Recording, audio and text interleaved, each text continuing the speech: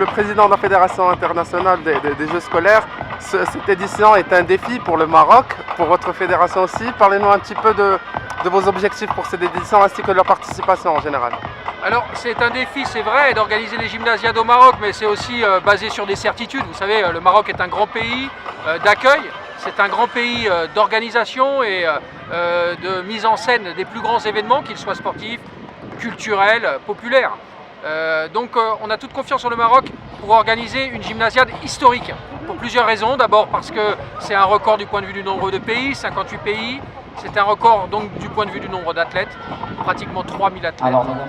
Un record du point de vue des sports, nous aurons 18 sports. Et donc cette gymnasiade sera au Maroc, sera en Afrique, 20 pays africains, et ce sera une gymnasiade mondiale. Tous les continents seront représentés. Donc les défis sont importants, mais nous avons une grande confiance en la capacité du Maroc à organiser les choses.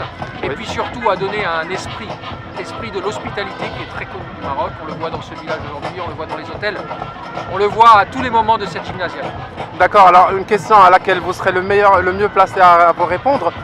Est-ce que vous connaissez des athlètes, des stars actuellement de sport qui ont passé par ce stage-là avant d'arriver au... Beaucoup sont passés par là. On a par exemple Kevin Mayer qui a gagné le décathlon, la médaille olympique. Oui. On a Pagnani qui est passé par la gymnastique artistique. On a Hicham El Guerrouj, votre star au Maroc, oui, qui est venu au cross-country de l'ISF le mois dernier, qui sera là à la cérémonie d'ouverture. J'ai coutume de dire que tous les grands sportifs un jour passent par leur école, passent par leur collège et passent par leur lycée et font du sport pour leur école. Après, parfois à l'ISF, parfois juste au niveau national, parce que très vite ils sont aspirés par les fédérations et par le niveau international. Oui. Mais tout sportif est d'abord passé par l'école. D'accord, alors comme vous le savez, le Maroc qui se propose pour organiser le Mondial 2026. Vous êtes ici à la tête de l'organisation d'un événement d'envergure mondiale.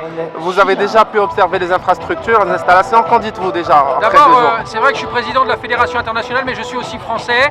Et en tant que français, on soutient très fortement la candidature du Maroc à la World Cup FIFA 2026, c'est clair, pour plusieurs raisons. Et la gymnasiade le prouve en fait. C'est la capacité d'accueil, tous les stades, les dispositions de type hospitalité, nourriture, transport, aéroport, les conditions sont réunies. Et au-delà de ça, ce que j'aime dans la candidature FIFA 2026, c'est la qualité de l'état d'esprit du Maroc. Le Maroc est une terre ouverte au monde. C'est une terre d'échange, c'est une terre culturelle et c'est une terre de développement du football autour, en Afrique et dans le monde. Et ça, c'est un message extrêmement important pour l'ISF et aussi, j'en suis sûr, pour la FIFA.